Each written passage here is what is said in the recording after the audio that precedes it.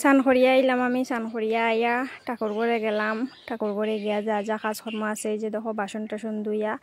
পরিষ্কার করিয়া ঝাড়ু টাড়ু দিয়া লেপলাম লেপার পরে এখন শুকাইলে পরে আলপনা খাইতে লাগবো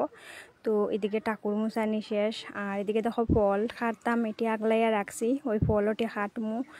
আর এদিকে দেখো কত সুন্দর করিয়া ফুল এক সাজি ভর্তি ফুল তুলছেন মায়ে এই যে দেখো কত সুন্দর ফুল দ্বারা তোমরা একটু নিচে লামাইয়া দেখাইলাম মানে খুব সুন্দর এখানে ভাজ্য যাতে ফুল আছে তবে এটা নিচে পড়ে গেছে তোমরা এখন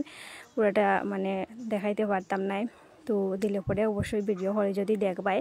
তো এটা সব বই ফুল আমরা বাড়ির আর আমরা বাড়িতে মানে অনেক ধরনের ফুল গাছ আছে কিন্তু সব সময় আর কি ফুটে না ওটাই হয়েছে গিয়া মানে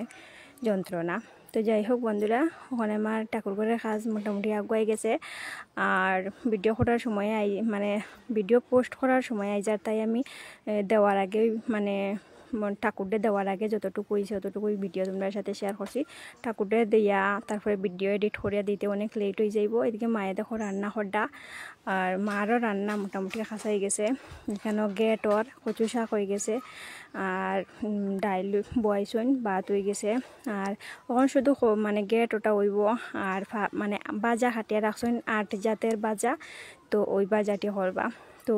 বাজারে করিয়া আগে লামাইয়া তারপরে ঠাকুরকে বুক দেওয়া হয় যে এবার বাইরে কি পরিমাণে রোদ উঠছে দেখো মানে ঘরের মধ্যে টিকা যান না তো পরিমাণে গরম লাগে আর কি পরিমাণে রোদ দেখো তো যাই হোক